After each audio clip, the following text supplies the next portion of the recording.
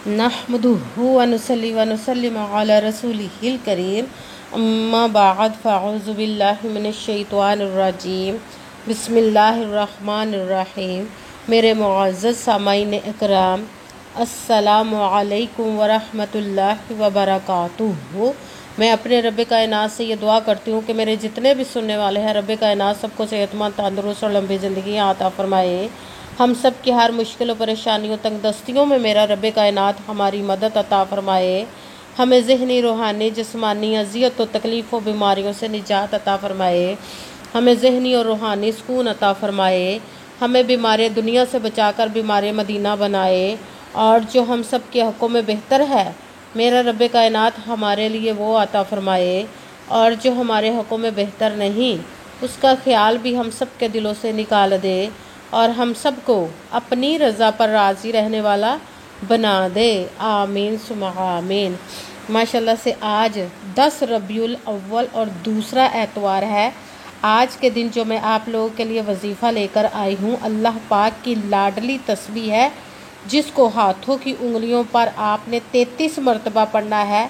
और 12 रबीउल अव्वल से पहले पहले पढ़कर आप माला माल हो सकते हैं।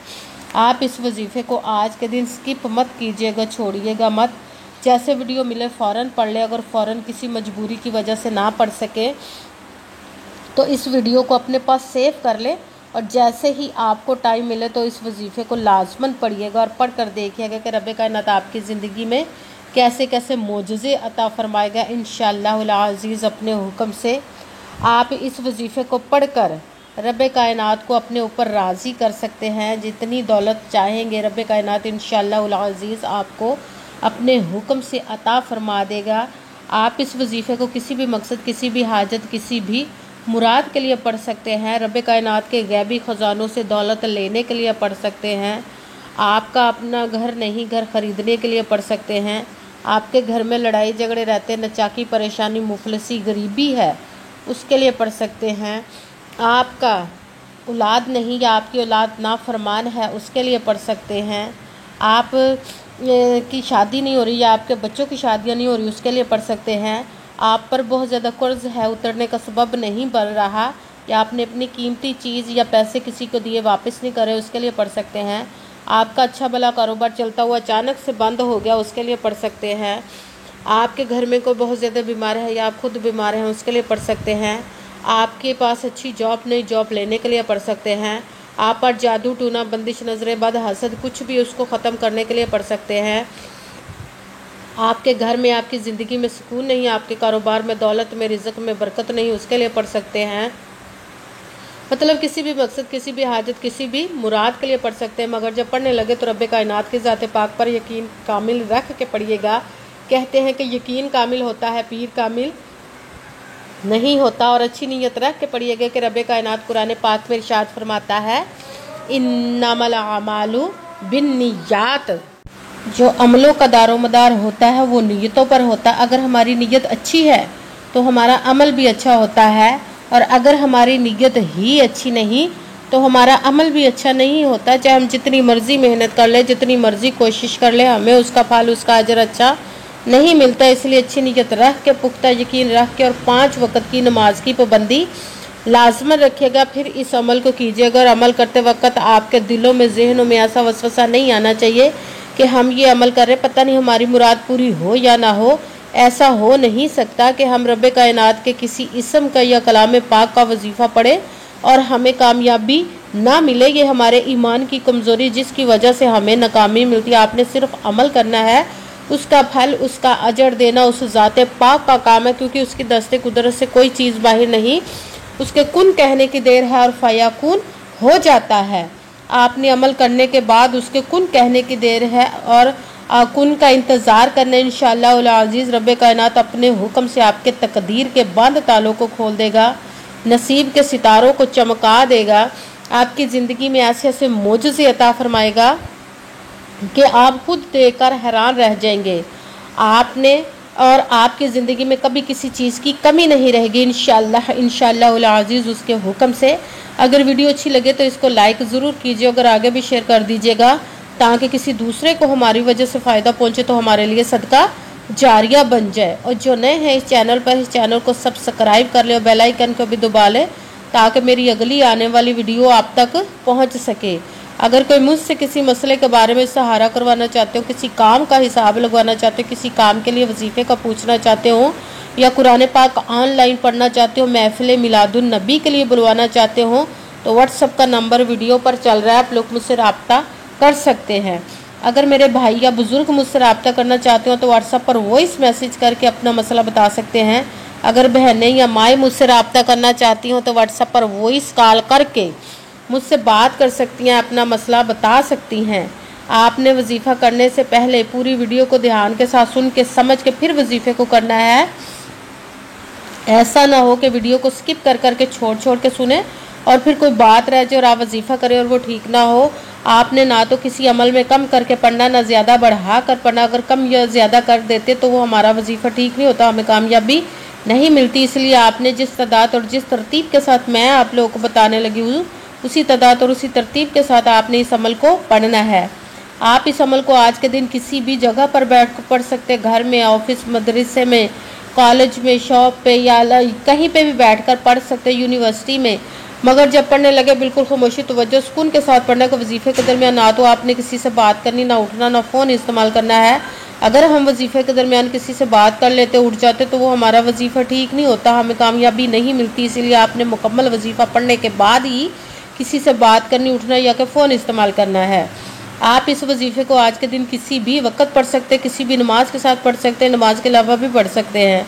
अगर नमाज के साथ पढ़े तो नमाज मुकम्मल पढ़ने के बाद, दुआ मांगने के बाद आपने इस वजीफ़े को करना। अगर नमाज के अलावा पढ़े तो बावजू होकर ऐसी जगह पर बैठकर पढ़ना है जहां बिल्कुल खामोशी, तवज्जो, सुकून के साथ आप इस अमल को पढ़ सके।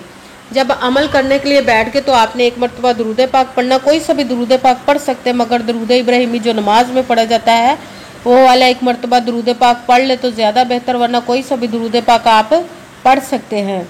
दुरूद पाक पढ़ने के बाद आपने एक मरतबा आऊज़ु बिल्लाहि मिनश शैतानिर रजीम बिस्मिल्लाहिर्रहमानिर्रहीम पढ़कर अपने मकसद की नीयत कर लेनी, जिस मकसद, जिस हाजत के लिए आप इस वजीफ़े को पढ़ने लगे हैं। फिर सबसे पहले नंबर पर जो आपने वजीफ़ा पढ़ना है, कुरान पाक की एक आयत का वजीफ़ा पढ़ना है। उस आयत का कुछ हिस्सा है, कुन फाया कून का वजीफ़ा है। जिस भी हाजत, जिस भी मुराद के लिए आप इस वजीफ़े को पढ़ेंगे, इंशाअल्लाह अज़ीज़ रब्बे कायनात उस आपकी हर हाजत, हर मुराद जो नेक और जायज़ होगी उसको ज़रूर पूरा अता फरमा देगा। कुन फायाकून, कुन फायाकून, कुन फायाकून, कुन फायाकून, कुन फायाकून। इसको आपने 11 मरतबा 11 टाइम पढ़ना। फिर साथ दूसरे नंबर पर जो वजीफ़ा आपने पढ़ना है, अल्लाह पाक की लाडली तस्बीह को पढ़ना है, वो है सुबहानल्लाहि व बिहम्दिही सुबहानल्लाहिल अज़ीम, सुबहानल्लाहि व बिहम्दिही सुबहानल्लाहिल अज़ीम, सुबहानल्लाहि व बिहम्दिही सुबहानल्लाहिल अज़ीम।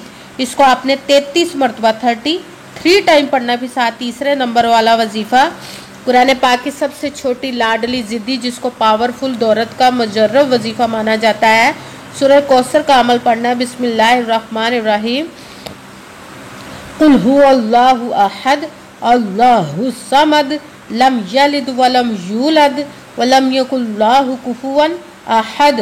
बिस्मिल्लाहिर्रहमानिर्रहीम कुल हुवल्लाहु अहद अल्लाहु समद लम यलिद वलम यूलद वलम यकुल लाहु कुफुवन अहद। सूरत कौसर को आपने 11 मरतबा 11 टाइम पढ़ना है। सबसे पहले एक मरतबा दुरूद पाक पढ़ा। दुरूद पाक के बाद आपने एक मरतबा आऊज़ु बिल्लाहि मिनश शैतानिर रजीम बिस्मिल्लाहिर्रहमानिर्रहीम पढ़कर अपने मकसद की नीयत कर लेनी, जिसके लिए वजीफ़े को पढ़ने लगे हैं। फिर पहले नंबर पर जो आपने वजीफ़ा पढ़ना है वो है कुन फायाकून। इसको आपने 11 मरतबा 11 टाइम पढ़ना। फिर दूसरे नंबर पर जो वजीफ़ा पढ़ना है वो है सुबहानल्लाहि व बिहम्दिही सुबहानल्लाहिल अज़ीम। इसको आपने 33 मरतबा 33 टाइम पढ़ना है। फिर साथ ही तीसरे नंबर वाला वजीफ़ा कुरान पाक की लाडली सूरत का, सूरत कौसर का, बिस्मिल्लाहिर्रहमानिर्रहीम इन्ना अअतैना कल कौसर फसल्लि लिरब्बिका वनहर इन्ना शानी आका हुवल अबतर। सूरह कौसर को आपने 11 मरतबा 11 टाइम पढ़ना है।